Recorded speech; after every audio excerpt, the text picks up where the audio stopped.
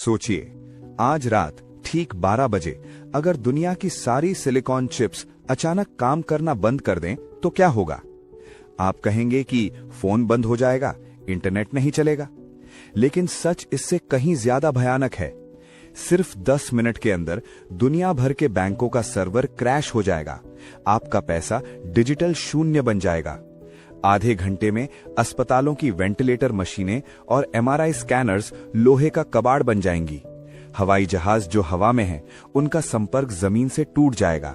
बिजली grids fail हो जाएंगे, शहर अंधेरे में डूब जाएंगे। मिसाइलें अपने आप लॉन्च हो सकती हैं या हमेशा के लिए बेकार हो सकती हैं। कोई परमाणु बम नहीं फटेगा, कोई तबाही नहीं मचेगी, लेकिन पूरी इंसानी सभ्यता हमेशा के लिए पॉज हो जाएगी। हम पत्थर युग में वापस चले जाएंगे। और ये सब इसलिए क्योंकि एक चीज ने काम करना बंद कर दिया। एक छोटा सा काले रंग का चौकोर टुकड़ा, जिसे हम चिप कहते हैं। आज की कहानी किसी फैक्ट्री से नहीं शुरू होती। आज की कहानी रेत के एक कण से शुरू होती है। हाँ, वही रेत जिस पर आप समुद्र किनारे चलते हैं। इंसान ने रेत को दिमाग में कैसे बदला? आज हम उस लैब का दरवाजा तोड़ेंगे जहां इंसान भगवान बनने की कोशिश कर रहा है। आगे बढ़ने से पहले एक कड़वा सच। आप जिस फोन या लैपटॉप पर यह वीडियो देख रहे हैं, उसके अंदर का विज्ञान 99% लोग नहीं जानते। हम इस चैनल पर चीजों की गहराई में जाते हैं, वो सच दिखाते हैं जो अक्सर छुपा रहता है। अगर आप चाहते हैं कि हम ऐसी ही हार्ड हिटिंग साइंस डॉक्यूमेंट्रीज लाते रहें, तो चैनल को अभी सब्सक्राइब कर लें और वीडियो को लाइक कर दें। आपका ये एक क्लिक मुझे अगली मुश्किल रिसर्च करने की हिम्मत देता है। कर दिया? शुक्रिया। चलिए अब रेत को पिघलाते हैं। तो चिप बनाने का पहला कदम है रेत। लेकिन ये वो रेत नहीं है जो आप घर बनाने में इस्तेमाल करते हैं। चिप बनाने के लिए हमें चाहिए सिलिका, यानी सिलिकॉन डाइऑक्साइड। लेकिन इसमें एक बहुत बड़ी शर्त है। चिप बनाने के लिए जो सिलिकॉन चाहिए, उसे दुनिया का सबसे शुद्ध पदार्थ होना चाहिए। कितना शुद्ध? 99.999999% दशमलव के बाद 9 बार 9। इसे कहते हैं इलेक्ट्रॉनिक ग्रेड सिलिकॉन। अगर अरबों सिलिकॉन के परमाणुओं के बीच में एक भी अशुद्ध कण आ गया तो पूरी चिप बर्बाद, करोड़ों का नुकसान। इसीलिए इस रेत को भट्टियों में 1500 डिग्री सेल्सियस पर पिघलाया जाता है। इतनी गर्मी में रेत पानी की तरह बहने लगती है। यहाँ एक जादुई प्रोसेस होता है जिसे क्रिस्टल पुलिंग कहते हैं।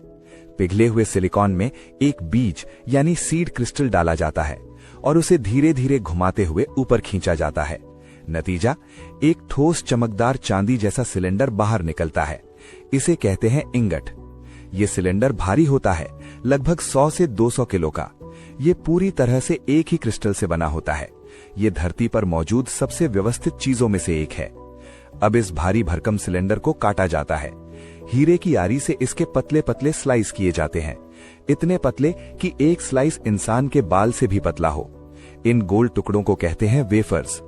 यही वेफर वो जमीन है जिस पर करोड़ों ट्रांजिस्टर का शहर बसाया जाएगा। इस वेफर को इतना पॉलिश किया जाता है कि ये शीशे से भी ज्यादा चिकना हो जाए। अगर हम इस वेफर को पृथ्वी के आकार जितना बड़ा कर दें, तो उस पर मौजूद खुरदरापन शायद एक चींटी के बराबर भी नहीं होगा। इतनी सफाई, इतनी सटीकता। अब हम फैक्ट्री के सबसे संवेदनशील हिस्से में घुसने वाले हैं। इसे कहते हैं क्लीन रूम। ये दुनिया की सबसे साफ जगह है। यकीन मानिए, ऑपरेशन थिएटर भी इसके सामने गंदा नाला लगता है।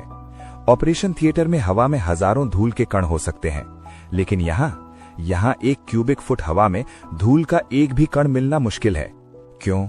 क्योंकि चिप के ऊपर जो सर्किट बनाए जा रहे हैं, वो इतने छोटे हैं कि धूल का एक कण भी उनके लिए पहाड़ गिरने जैसा है।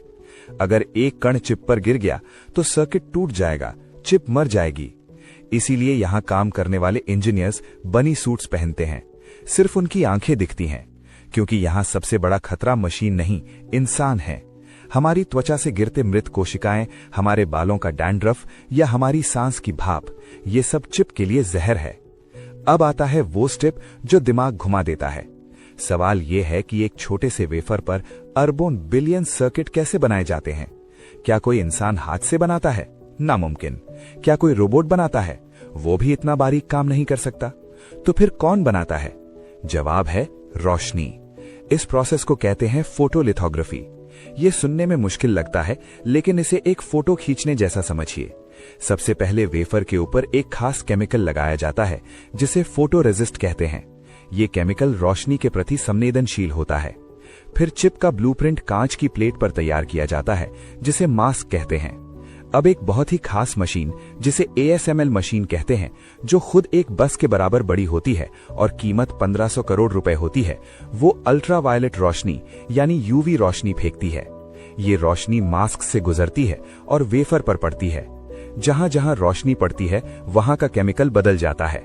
फिर वेफर को धो दिया जाता है, बिल्कुल वैसे ही जैसे पुराने जमाने में रील वाले कैमरे से फोटो धोई जाती थी। धुलने के बाद वेफर पर वो डिजाइन छप जाता है।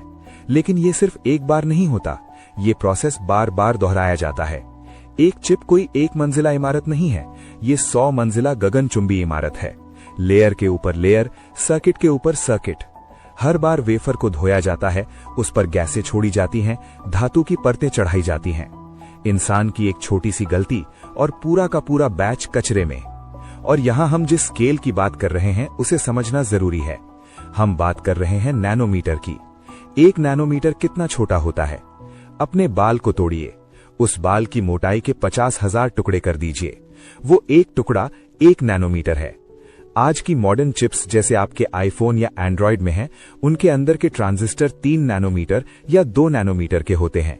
ये वायरस से भी छोटा है, ये DNA के धागे के बराबर है। इन छोटे छोटे ट्रांजिस्टर्स का काम क्या है? ये बस एक स्विच है। बिजली आई तो ऑन 1, बिजली गई तो ऑफ 0। आपका पूरा डिजिटल संसार, आपके वीडियो, आपके गेम्स, आपकी चैट, आपकी सेल्फी, सब कुछ बस इसी 0 और 1 का खेल है। आपके अंगूठे के नाखून के बराबर चिप में ऐसे 50 अरब स्विच लगे होते हैं और वो 1 सेकंड में अरबों बार ऑन ऑफ होते हैं। लेकिन कहानी अभी खत्म नहीं हुई। चिप्स बन गई हैं, लेकिन अभी वो जुड़ी हुई हैं। अब बारी है काटने की, डाइसिंग की। वेफर को हीरे की ब्लेड से काटा जाता है और हर एक चिप को। आपका बहुत धन्यवाद। अगर आप ऐसी ही नॉलेज भरी साइंटिफिक वीडियो देखना पसंद करते हैं तो हमारे चैनल को सब्सक्राइब करें।